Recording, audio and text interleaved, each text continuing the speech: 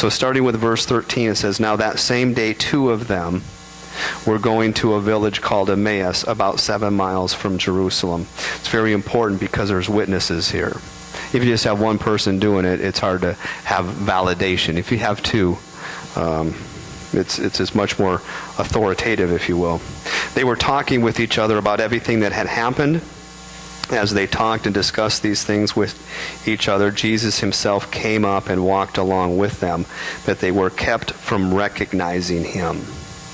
He asked them, "What are you discussing together as you walk along?" They stood still, their faces downcast.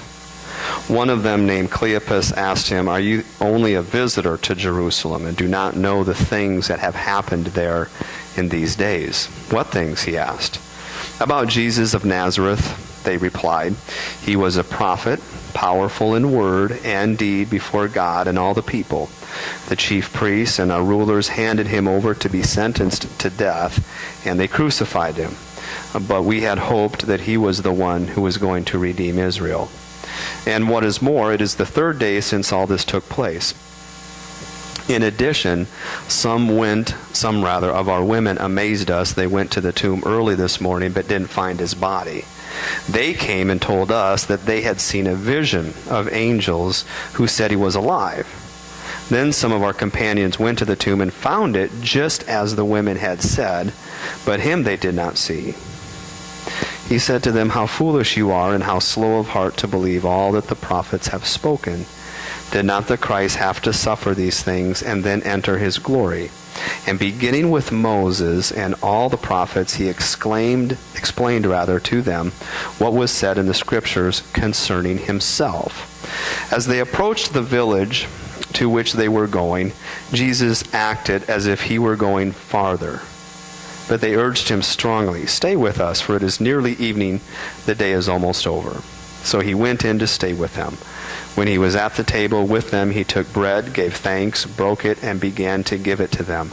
Then their eyes were opened, and they recognized him, and he disappeared from their sight. They asked each other, "Were not our hearts burning within us while he talked with us on the road and opened the scriptures to us?" This, the gospel of the Lord. Thanks be to God. Please be seated.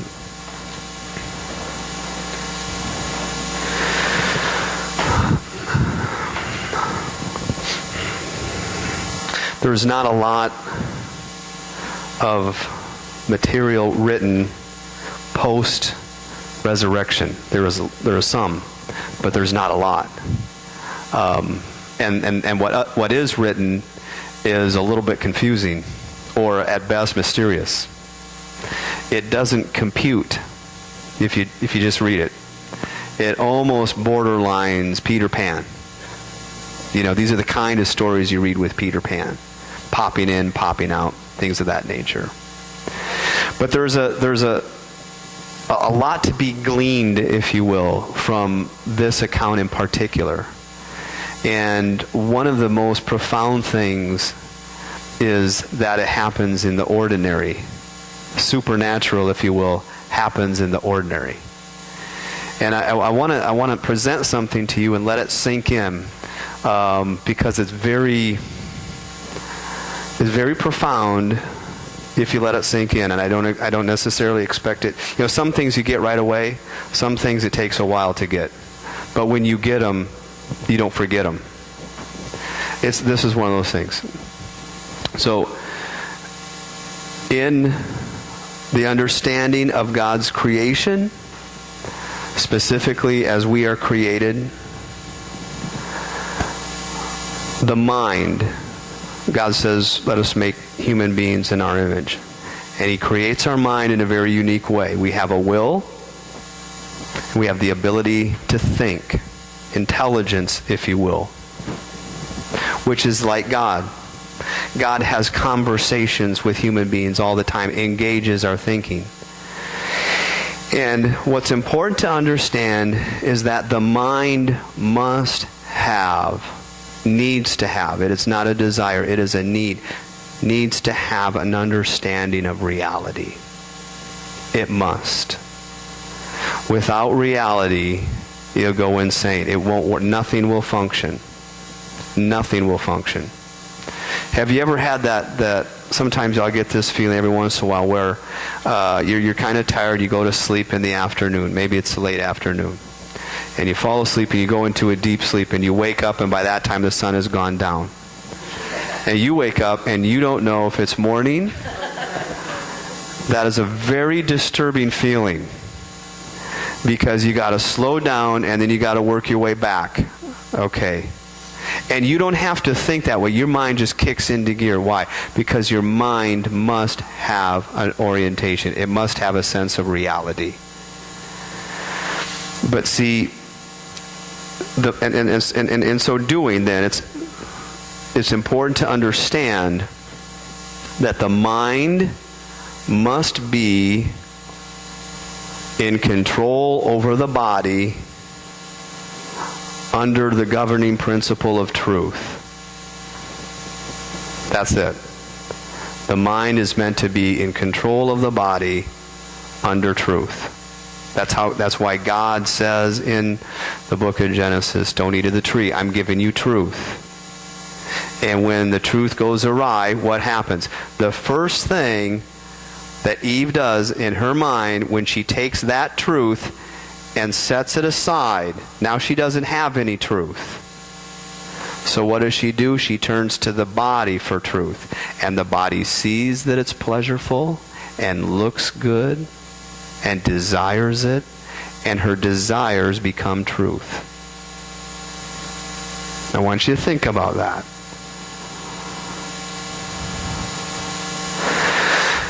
As I set that as a foundation for this story, these two individuals are in a very disturbed state because they don't know what's true.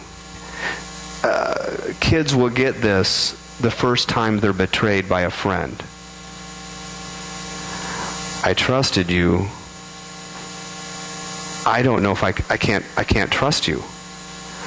In human relationships, when you can't trust someone, you'll push them away. At least give distance. Why? Because when you can't trust someone, there's no truth in the relationship. And human beings need truth. So what Jesus has been doing as teacher, and this is very important to understand, for 3 years, he, in his disciples' minds, was the greatest, most intelligent, most trustworthy teacher that they have ever run across. And in so doing, they trusted what he had to say, and when you trust someone, you make yourself vulnerable to them. That's what the act of trust is. And they became vulnerable to him, and now everything that they thought they knew regarding who he was and what he taught and the reality that they were experiencing was all called into question. And for the mind, it is a terrible experience to go through.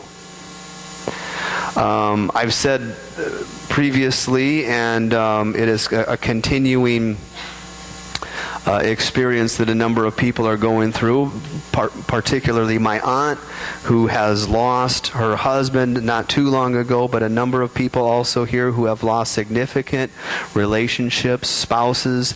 Once they're gone, there's a state of, I can't function. My aunt will say, I can't function. I don't know what to do. Have you ever heard people say that? And we'll say, what do you mean you don't know what to do? You have to eat? And, well, that doesn't mean they don't know how to eat. And they don't know how to get dressed. They've lost their sense of reality. Even though they're still living, but their sense of reality has been completely taken away. And it needs to be reestablished. And if it's not reestablished, they will begin to disintegrate. They'll stop eating. People going through great stress, they just simply stop eating. Well, why aren't you eating? I don't know. I have no motivation. Why don't you have motivation? What's the point? You see, reality carries so much to it. Meaning, purpose, function, your identity. This is all wrapped up. And in this particular chapter, right after the crucifixion, they are in a state of complete disorientation. I don't know who I am. I don't know what's real. I don't know. Have you ever had your reality change so much so that even the thought crosses your mind of, I just made a complete terrible mistake. I don't want to be in this place, and all the decisions that I made to get to this place was a complete mistake. And then you start doubting yourself and the decisions that you've made, and the reality of that you base those decisions on, and everything's up for grabs. And it's a terrifying place to be. We need to have consistency. We need to know what's real. When I was in Southern California, there was a man named Ed Tessian. He lived to be 100 years, 102 is when he died. When he was 100, we had a birthday party for him. I said, wow, 100 years old, triple digits, right? I said, Ed, what's it like to be 100 years old? He said, it's a loneliness that you don't want to experience. You see, everything that was his reality was gone, and nobody could relate to it. He could go back. That's why do you understand the experience of belonging to a generation? You can have more in common with a stranger of your generation than somebody that you live with of a different generation, because you went through the same experience.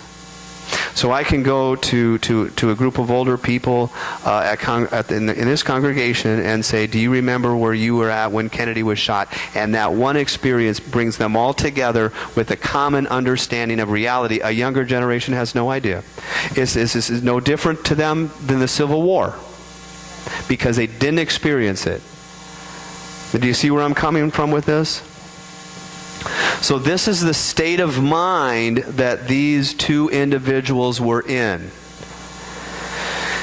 Now, in the process of discussing it, and this is what they're doing when they're trying to discuss, people need to work this out always in relationships. Why? Because relationships is how we get our understanding in the first place. So, they're talking this over, and this happens more often. I mean, just in more ordinary ways than you can imagine. Many times, doing what I've been doing over the last few years, I've run into different situations where different people pass on and die, and in sharing that news, almost all the time, the person that I'm sharing the news with, after hearing that someone passed, will say, what'd they die from? Now, in reality, what difference does it make? Well, it's important, you see. Why? Because the mind needs to have a sense of reality. And knowing what they died from gives the mind a little bit more information to base reality on. It's almost a need. Not only that, but if you're close to that person, it's important to go to the memorial service, and if you can, to see the body. Why? Because if you don't see it and experience it, then in part of our minds, it's not real. They really didn't die. And there's been times, not many, but if I have close people that are friends of mine or relatives and they pass, I must go to their funeral in order for my mind to have a sense of closure, is what we call it. What is a sense of closure? A sense of closure is incorporating this new reality into your life, because the mind must have truth. I hope this is sinking in. The mind must have truth. Without truth, the mind will go to the body, and the body will go. And you see this, by the way, this principle shows out with children, because children have yet to establish a sense of truth. And so what will they do? They'll just do whatever they see their friends do. Why? Because it's fun. And we run over here. And all it takes is just a little distraction. A kid will be playing with something. They'll see a little distraction. They'll drop the toy. You ever see that happen? Just drop the toy and just... and go to this toy. They're not even thinking. And when they get into trouble sometimes and you ask them about it, the most common response is, I don't know. And they're right. They have no idea. Because truth has yet to be established. And then that's the job of parents then, is to establish a sense of truth so that they know how to function. Because you don't want somebody at 35 acting as if they're 12. Hopefully. Right? And you don't want to do it yourself.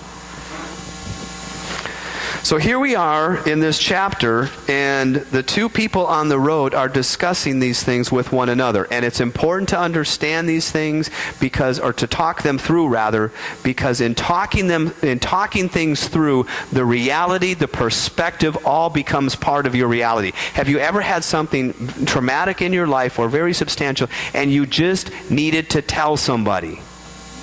That's where that comes from. In fact, you probably heard this phrase, if something happens and you want to get caught up with somebody and you want to reconnect with somebody and know what's going on in your life, if nothing important is happening, they'll often say, well, I really have nothing to write home about. Ever heard that phrase? What does that mean? It means there's nothing worthwhile that I would take my time to let you know.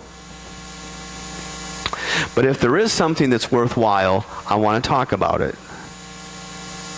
And this is very important. In fact, sometimes in relationships, Kyle will come up to me and say, do you have time to process this? I want to talk. We call it processing. But talk about it. It's a very important time to talk. Talking is extremely important because it gives us, and talking with God is most important. Listening to God, because it gives us and establishes a sense of reality. So that once we are established with that reality, we can go through our day and something that happens that can trigger an adverse reaction doesn't trigger it because we're grounded in reality.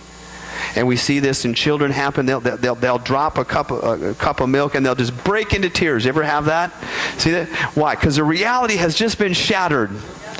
And what we need to do as an adult is to establish a greater reality so that they don't have to react and be pushed this way and pulled that way by the circumstances, but can incorporate these unforeseen situations in their life in a bigger picture. It's okay. It's okay. And then if you go, now, you know what? I want to teach you how to clean up. So let's go take this and take a wet rag. And once they've cleaned it up, they've incorporated a greater reality that from then on, it doesn't have to fall. Now, if you don't teach them how to clean up, and they're on their own and they drop it, they'll still freak out. I don't know what to do. I got to call somebody. But if you taught them how to do it, they'd take matters and just go through their way of cleaning. Now, why am I taking the time to do this? Because this is all about spiritual discipleship. It's the same principle. Jesus told them ahead of time exactly what was going to happen, understanding that the circumstances would be so great that they would forget what he said, but nonetheless have to be reestablished in that truth. I was with my friend yesterday who this last fall, he does heart scans. And he said, I'll come into the office, I want to do your heart scan. We had just learned that 2 people had died. One of them a pastor, and he's like, man, they should have had their heart scan, Come on in, I'll give you a heart scan. I don't know if it covers my insurance. That's fine. Don't worry about your insurance. I'll cover it. Just come on in. And I'm like, no, I don't want to. I don't want to know that I'm going to die. Well, that's pretty stupid. You're going to die. I know. I just don't want to know. Doesn't make sense, does it? Well, why is that? Because death is so final. It's too big of an idea to incorporate into my reality. Is this making sense? So, Jesus meets them, and this is very important. When he meets them, he simply begins to engage them. What are you talking about? In the same way, I don't go to my aunt and say, Aunt, bye. He's dead. You don't know. It's already a shock. The mind can't take too much. You gently come in. How are you feeling? How is life going for you now?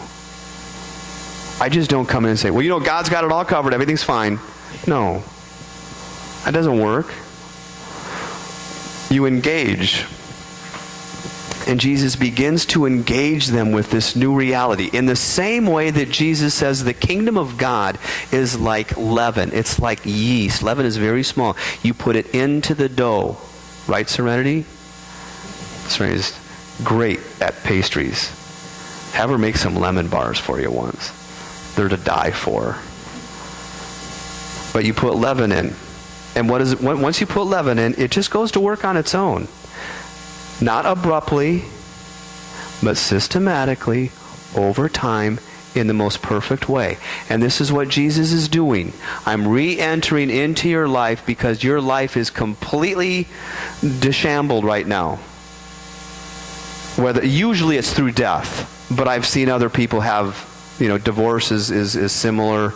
The loss of your physical health, those are pretty big issues too. But generally speaking, those are the big ones to deal with. And he comes in and he just begins to engage in their conversation. Because if he just came in and said, look, it's me, they'd probably faint. Probably would. The mind is not that flexible. If you can't touch your toes now, I could come behind you and force you and probably pull every muscle you have and ligament. If I gave you a year to stretch, you could do it and wouldn't have to break anything. In the same way, Jesus enters into their conversation, into their minds, and begins to put in the truth that allows them to see the bigger picture. You see what I'm saying? So when you begin to take a look at his conversation, because after all, he is the perfect teacher, we must reclaim Jesus as the most brilliant teacher of human reality that has ever existed. More so than Bill Gates, more so than, Einstein, more so. Not that those people weren't intelligent human beings, but he is the perfect. He's not just nice. There's much more to Jesus. And so when he begins to engage them, they stood and they came back and they said, well, this is what's been happening. And what things? What thing? Why does he ask that? Of course he knows.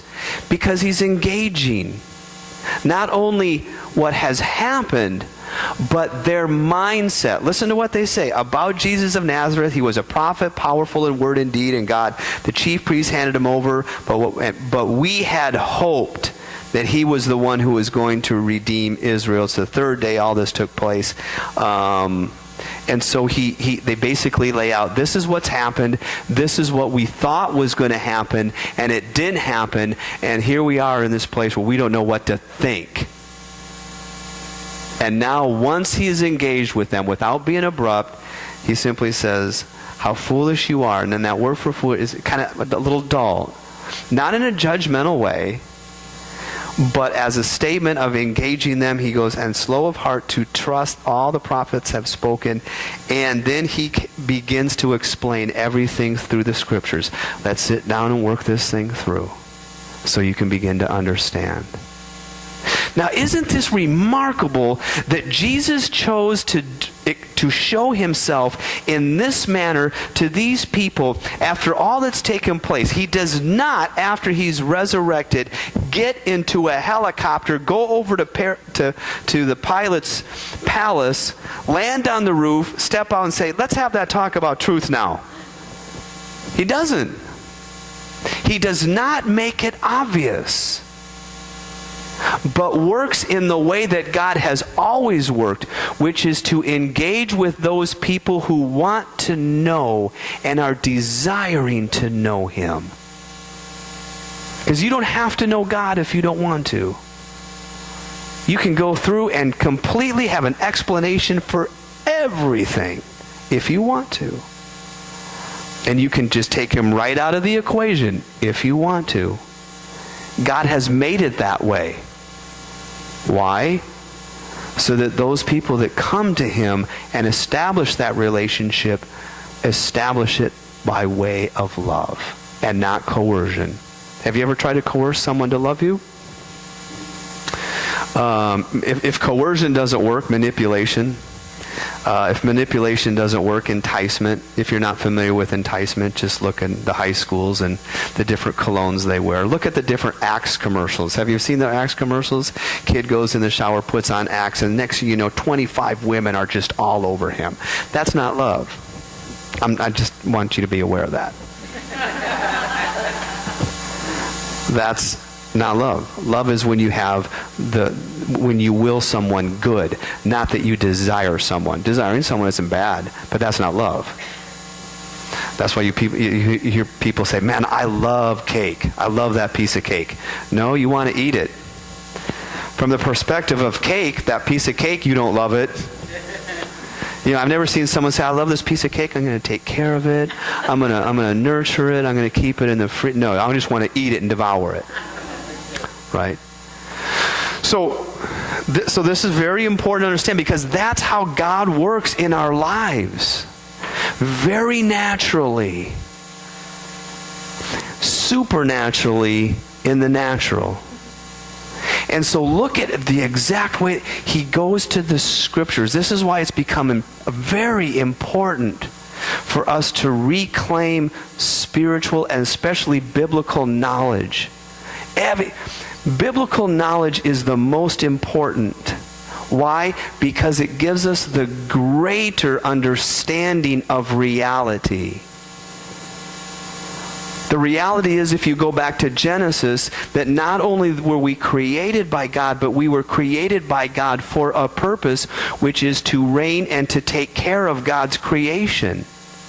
And so what has history done? History has given us the advancement of the knowledge to be able to take care of God's creation even more effectively. But if we don't have moral advancement, we'll take what God has given us for knowledge and use it to kill each other. Do you know that the terrorism that we have today is only because of the knowledge that God has granted us to acquire? It's only been recent that you can simply kill somebody, 5,000 people, and not even be present. But that didn't happen for most of history. And if God's going to continue, which he will through history, to give us this advancement in technology, we're going to have to also have to grow in our character to be able to handle that. And see, this is what God is doing in this story. He begins to just explain what's happening. Give them the bigger picture. That's why meditation on the scripture of God is imperative. Going to church actually can sometimes be detrimental to your spiritual health, and the reason why is because sometimes church presents only going to church as being a Christian. I was talking to an individual this last week, and they said, we had this Easter service, and right after the Easter service there was a bunch of people there for new people, and they gave their life to Jesus that day, and they got baptized. And I said, that's cool, I guess.